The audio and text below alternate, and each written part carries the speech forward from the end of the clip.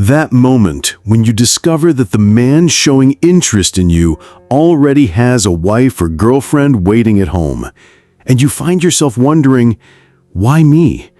What is it about me that makes him seek more, even when he already has someone at home? It hits you hard, not just what he did, but what it says about you. And the truth is, this isn't just about attraction. It's about power, ego, and needs no one wants to admit. I'm Vernon, and in today's video, we're diving into the unsettling reasons why some men seek out another woman when they already have someone at home. The truth might surprise you, and it might just change how you see these situations forever. For more insights on understanding these complex situations, be sure to subscribe to the channel and turn on the notification bell so you never miss a new video that can help you navigate these challenges with clarity.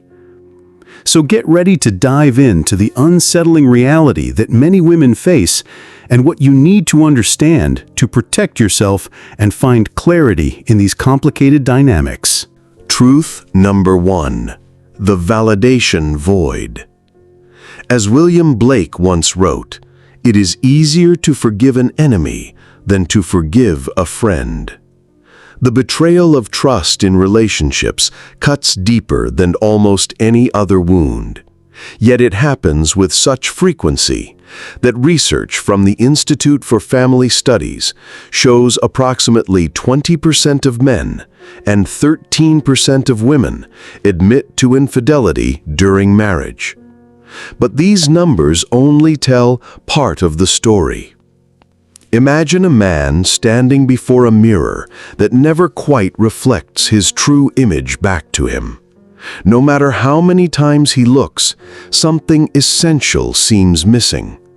This is where our first dark truth resides, in the endless search for validation that drives many men to seek attention outside their committed relationships. Individuals who pursue connections outside their primary relationships aren't necessarily dissatisfied with their partners. Instead, they're dissatisfied with themselves. They seek in others' eyes the reflection they cannot find in their own. I witnessed this firsthand with my colleague Richard, a brilliant academic with a marriage spanning 20 years to his equally accomplished wife, Eleanor. Despite their seemingly perfect partnership, Richard began pursuing a graduate student who admired his work. When I finally gathered the courage to ask him why, his answer was illuminating. With Eleanor, I'm just Richard, the man who forgets to take out the trash and snores too loudly. With Sophia, I'm Professor Williams, the visionary whose ideas might change the field. What Richard was seeking wasn't love, but validation, a reflection of himself that matched the image he wished to see. This validation-seeking behavior often intensifies during periods of transition or perceived failure. The man approaching retirement who suddenly pursues a younger woman. The artist whose work is being questioned, who seeks adoration from new admirers. According to psychological research, this external validation becomes particularly appealing when internal self-worth is fragile. When a man can't find value within himself, he often seeks it through the admiring eyes of someone new, someone who hasn't yet witnessed his failures and flaws. I remember 30 years ago when I faced my own midlife crisis. My publishing career had stalled, and I found myself drawn to conversations with a younger colleague who seemed to hang on my every word.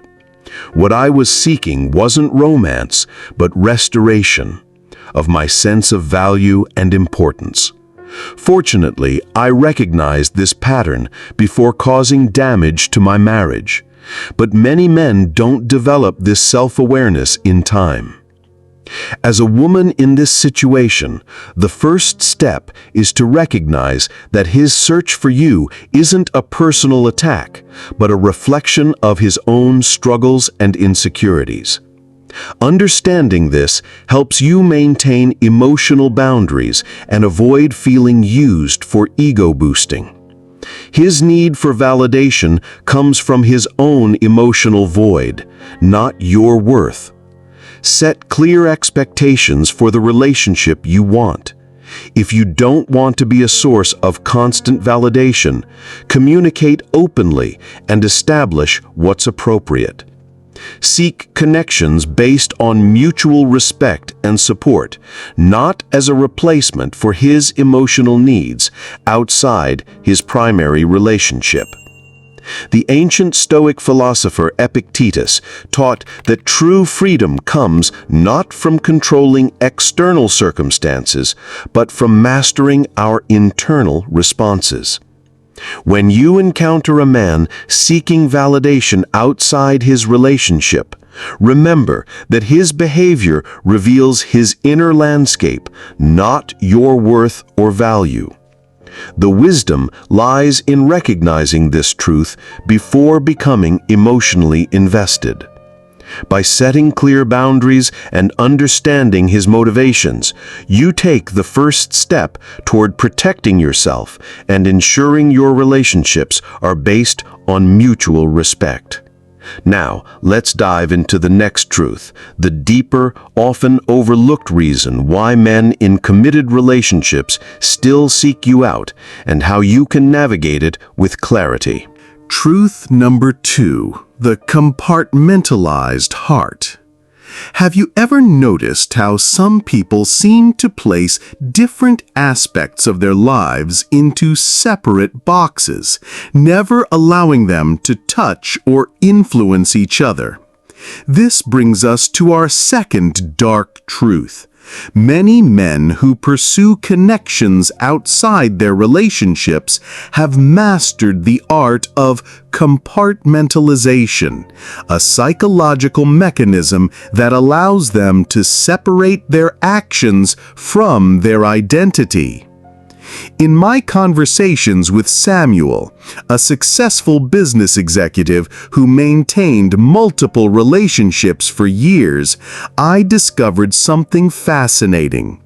In his mind, his devotion to his wife of 15 years existed in a completely different realm from his ongoing affair with his assistant. My wife is the mother of my children, my partner in life, he explained. What I have with Ava is different. It doesn't take anything away from my marriage. This compartmentalization isn't simply dishonesty, though it certainly involves deception. It's a complex psychological mechanism that allows someone to hold contradictory beliefs and behaviors without experiencing the cognitive dissonance we might expect. Research in neuroscience suggests that some brains are actually more adept at this separation than others, creating distinct neural pathways for different relationships. This ability to compartmentalize extends beyond relationships. The same man who would never cheat in business might rationalize infidelity. The religious leader who preaches fidelity might maintain secret affairs. In each case, the behavior is contained in a mental box that doesn't, in their mind, affect their core identity or values. This compartmentalization explains why confronting someone about their infidelity often results in genuine confusion or denial. In their segmented reality, they haven't allowed these separate aspects of their lives to connect. When the compartments collapse, as they inevitably do, the psychological impact can be devastating for everyone involved. The wisdom here isn't to excuse this behavior, but to recognize its mechanism. When someone pursues you, despite having a partner, consider that they may not be experiencing the moral conflict you might expect. Their pursuit doesn't indicate that you're more special than their partner, only that you occupy a different compartment in their fractured approach to intimacy. As you navigate relationships, ask yourself, am I engaging with someone's whole, integrated self or merely the part they've designated for me? True connection requires wholeness, not fragments of someone's divided attention. Share your thoughts in the comments. Have you experienced this kind of compartmentalization in a relationship? It's important to understand the dynamics of fragmented connections so you can make more informed choices moving forward. Some men who compartmentalize their lives often don't realize the full consequences of their actions. In this next part, we'll look at how you can protect yourself from getting tangled in their emotional complexity. Truth number 3. The forbidden fruit phenomenon. There's something in human nature that makes the forbidden irresistibly tempting. As we explore our third dark truth, we confront an uncomfortable aspect of desire, one that philosophers and theologians have wrestled with for centuries, the allure of what we cannot or should not have. Ancient wisdom tells us this story repeatedly. In the Garden of Eden, it wasn't the abundance of permitted fruits that captured Eve's attention, but the single forbidden one. Greek mythology shows us Pandora, unable to resist opening the box despite explicit warnings. This pattern of desire intensifying when something is prohibited seems woven into the human experience. Modern research confirms what ancient stories suggested. A fascinating study from the University of Maryland found that perceived obstacles actually intensified romantic attraction.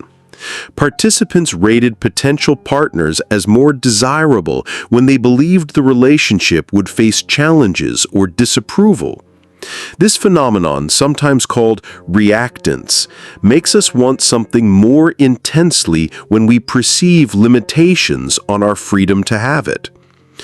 The forbidden fruit phenomenon explains why some men pursue women precisely because they're unavailable, or because they themselves are unavailable. The very boundaries create the excitement. The secret messages, the stolen moments, the need to hide, all of these elements create an intensity that often fades in relationships where everything is permitted and acknowledged. This pattern connects to what psychologists call hedonic adaptation, our tendency to quickly return to baseline happiness after positive changes. The everyday companionship of a long-term relationship, while deeply meaningful, rarely provides the neurochemical highs of forbidden attraction. It's not that the committed relationship lacks value, quite the opposite, but it lacks the particular intensity that comes with crossing boundaries. If you find yourself being pursued by someone who's committed elsewhere, consider whether they're attracted to you specifically or to the forbidden nature of the connection. Are they seeking you or the thrill of transgression? This distinction matters tremendously for your heart. The philosopher Seneca wrote, "He who indulges in forbidden pleasure, in proportion to his delight, afterwards suffers more pain." The wisdom here isn't moralistic judgment, but recognition of a pattern that ultimately brings suffering.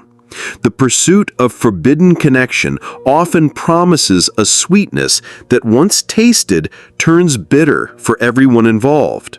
Remember, lasting fulfillment rarely comes from the momentary thrill of the forbidden.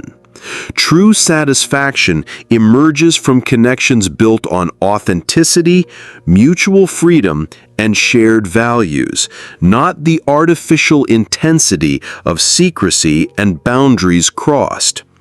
We've explored validation seeking, compartmentalization, and the allure of the forbidden. But our next truth may be the most fundamental yet. Truth number 4. Emotional illiteracy. Many men pursue outside connections because they lack the emotional vocabulary to articulate what's missing in their primary relationship. They act out what they cannot speak. The emotional development of many men, particularly those now in their 50s and beyond, was shaped by cultural messages discouraging emotional expression. Big boys don't cry. Man up. These seemingly innocent phrases created generations of men who struggled to identify and communicate their deeper emotional needs. Without these skills, seeking outside attention becomes a substitute for the conversations they cannot have. Research from the Gottman Institute, which has studied relationships for decades, found that emotional disconnection, not sexual dissatisfaction, most often precedes infidelity.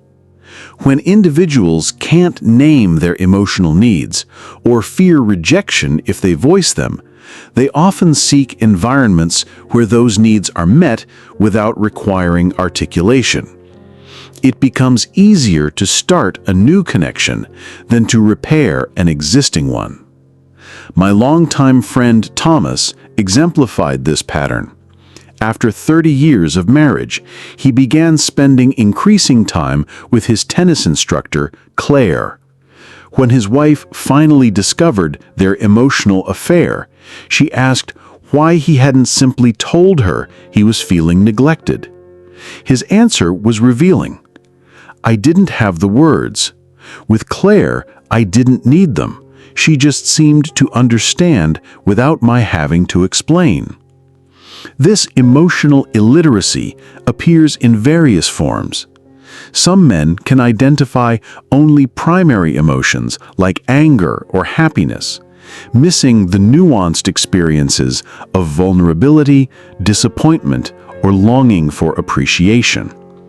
Others can recognize complex emotions, but lack the courage to express them, fearing judgment or rejection. In either case, the result is often the same: seeking outside the relationship what could potentially be found within it, if only they had the words. When men lack this ability to communicate emotionally, they may seek shortcuts to connection rather than developing the skills needed for deeper intimacy. If you find yourself drawn to a man who's pursuing you, despite his commitment elsewhere, consider asking yourself, is he seeking in me what he hasn't learned to create in his existing relationship? And more importantly, if he lacks these emotional skills now, would a relationship with you truly be different in the long run? The encouraging aspect of emotional illiteracy is that it can be learned at any age. Men who develop the ability to identify and express their emotional needs often find renewed connection in their existing relationships, no longer needing to seek outside validation. This growth requires courage, practice, and often guidance, but it offers a path to authenticity that no amount of new relationships can provide. If this insight made you reflect on the emotional dynamics in your own relationships, like the video and save it so you can come back to it later. Sometimes the most profound changes start with a deeper understanding of our emotional needs. When we move to the final truth, let's explore how emotional illiteracy not only impacts relationships, but also creates a cycle that's hard to break. Truth Number 5. The self-sabotage cycle. Now we approach perhaps the most counterintuitive pattern. Some men pursue outside connections because they unconsciously fear the vulnerability of true intimacy. They create situations that will inevitably damage their primary relationship, a form of self-sabotage rooted in deep fear. The brilliant psychologist Carl Jung introduced the concept of the shadow, those aspects of ourselves we reject or deny. For many men, especially raised with certain cultural expectations of strength and self-sufficiency, vulnerability represents a frightening shadow. The closer they come to genuine intimacy, which requires vulnerability, the more uncomfortable they become, often without consciously recognizing this discomfort. His pursuit of others wasn't about dissatisfaction, but about fear. Fear that the intimacy they'd achieved couldn't last. Fear of eventually disappointing her. Fear of being fully known and possibly rejected. By creating chaos, he regained a sense of control over the inevitable pain he believed awaited him. People with insecure attachment styles, often developed in childhood, may unconsciously create scenarios that confirm their deep-seated beliefs about relationships. If someone believes they're ultimately unworthy of love, they might sabotage a loving relationship to prove themselves right. The temporary pain feels more manageable than the ongoing vulnerability of being truly loved. This pattern of self-sabotage often intensifies when a relationship reaches milestones that should bring greater security: marriage, having children, celebrating significant anniversaries. These moments that symbolize permanence can trigger profound anxiety in someone who doesn't believe they deserve lasting love or doesn't trust that it can endure. The pursuit of outside attention becomes a way to regulate this anxiety, to create a back door in a room that otherwise feels too intimate, too close. I remember 15 years ago when I was supporting my friend Catherine through her husband David's betrayal.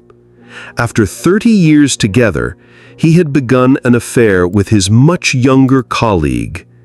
What surprised Catherine most wasn't the affair itself, but its timing. It had started immediately after she had recovered from a serious illness, during which David had been devotedly by her side. When the crisis passed and they could have returned to normal life, he created a new crisis through infidelity.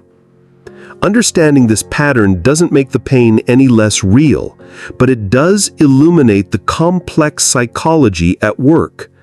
When someone pursues you despite their commitment elsewhere, consider whether they might be running toward you or actually running away from something within themselves or their primary relationship. So here's 5 dark truths we've explored. The validation void that drives many men to seek affirmation outside their relationships. The compartmentalized heart that allows them to separate different aspects of their lives. The forbidden fruit phenomenon that intensifies desire for what's prohibited. The emotional illiteracy that makes starting new connections easier than deepening existing ones. And finally, the self-sabotage cycle that reflects a fear of true intimacy.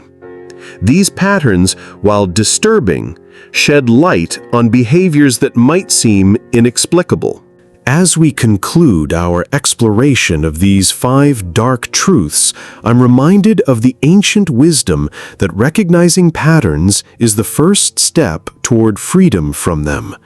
Whether you've been pursued by someone who was committed elsewhere, or perhaps found yourself drawn to such attention, understanding these deeper dynamics offers a path forward.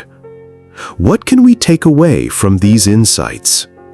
First, recognition that someone's pursuit of you, despite their existing commitment, rarely reflects your unique value or special connection. More often, it reveals their internal struggles with validation, commitment, emotional expression, or intimacy. This understanding doesn't diminish your worth, but places the behavior in its proper context. Second, these patterns invite us to examine our own relationships with vulnerability and communication. Do we have the courage to express our needs directly? Can we create spaces where those we care about feel safe sharing their deepest feelings? The antidote to many of these destructive patterns lies in cultivating emotional literacy and authentic connection. Third, we might reflect on our own attractions and patterns. Are we drawn to availability or unavailability? Do we unconsciously seek situations that confirm our beliefs about relationships rather than challenging them toward growth? Self-awareness becomes a powerful tool for breaking cycles that no longer serve us. The philosopher Alain de Botton suggests that rather than being about what is ostensibly being talked about, many conflicts are really about the right to feel respected and loved. This insight applies powerfully to the dynamics we've explored today. Behind the complex behaviors of pursuing outside connections often lies a fundamental human need, the need to feel valued, understood, and worthy of love. Take a moment to like and share it with someone who might benefit from these insights. Leave a comment below to share your thoughts or experiences. I'd love to hear from you. And don't forget to subscribe to the channel and hit the notification bell so you never miss a new video that could help you navigate relationships with clarity and confidence. Thank you for joining me in this exploration of these challenging but important truths. May they serve you well on your journey toward the authentic connection we all deserve.